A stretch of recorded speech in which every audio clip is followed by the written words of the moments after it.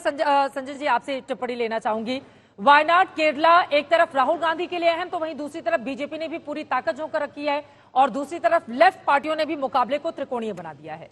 बिल्कुल चित्रा जी, आप ठीक कह रही हैं। वायनाड पर सबकी नजर है। वायनाड से राहुल गांधी 2019 का लोकसभा चुनाव जीत कर आए थे।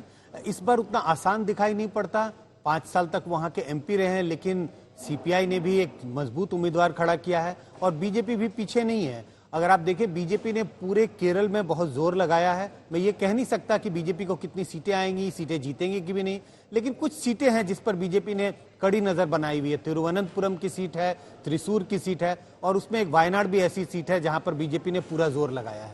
अपना अध्यक्ष ही उतार दिया है केरला का। ऐसे में मुकाबले को दिलचस्प बनाने की कोशिश तो की गई है, लेकिन कितनी कड़ी और बड़ी टक्कर वो दे पाएंगे। यूपी, क्या हम अमरोहा चल सकते हैं? संजय हमारे साथ हैं। फिलहाल यहाँ पर आपको बिहार की तस्वीर दिखा रहे हैं। बिहार में पूर्णिया सबसे ज्यादा महत्वपूर्ण। मैं चाहूंगी कि इस पर शशि शेखर जी आपकी टिप्पणी। पप्पू यादव ने वहां पर चुनौती क्या दे दी है? पप्पू यादव वहां पर एक बड़े फैक्टर के तौर पर उभरे हैं और उन्होंने चूंकि अपनी पुरानी इमेज धोने के लिए पिछले 10 सालों में उन्होंने काफी काम किया है। कहीं बाढ़ आई तो वो आधा डूबे हुए लोगों की मदद करते दिखाई पड़े, कहीं आग लगी तो गए, किसी की घटना दुर्घटना हुई तो पहुंचे। लेकिन उनके साथ थोड़ा इनजस्टिस हो गया मुझे लगता है। कांग्रेस ने उन्हें शामिल कराया पर राष्ट्रीय जनता दल अड़ गया कि हम उनको सपोर्ट नहीं करेंगे। आज वहां पर त्रिकोणीय लड़ाई है। अब देखना यह है कि बीमा भारती, पप्पू यादव और भारतीय जनता पार्टी की इस ये जंग में जीतता कौन है। लेकिन पप्पू यादव एक महत्वपूर्ण उम्मीदवार के तौर पर जरूर उभरे हैं वहां, इससे कोई इनकार नहीं कर सकता।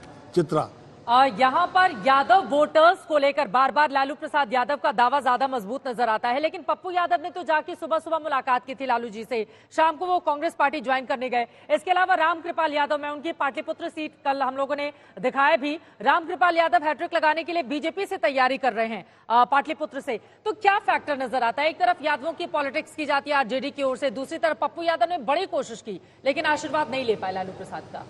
देखिए, लालू प्रसाद यादव से पप्पू यादव की गांठें बहुत पुरानी हैं, लेकिन मुझे ये भी लगता है कि लालू जी समझदारी से ये चलना चाहेंगे इस रास्ते पर कि कोई तेजस्वी को चुनौती देने वाला उनकी पार्टी में न बचे। तेजस्वी की चुनौतियां जो कुछ भी हैं वो अपने परिवार की तरफ से हैं, बाहर से उन्हें चुनौती नहीं मिलनी चाहिए।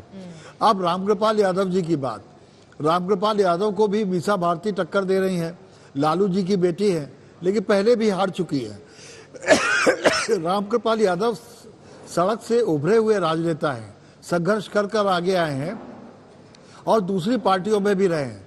तो अभी वहां का जो चुनाव है बहुत दिलचस्प है और यादवों के वोटों में कितना विभाजन हो पाता है वहां दूसरी पार्टी की ओर से, ये बहुत महत्वपूर्ण होगा, क्योंकि तेजस्वी वहां पर एक बड़ी ताकत के तौर पर उभर रहे हैं और मुझे ऐसा ही लगता कि यादव और मुसलमान उनको छोड़कर या कांग्रेस का जो उनके साथ गठबंधन है उसको छोड़कर कहीं और जाना चाहिए।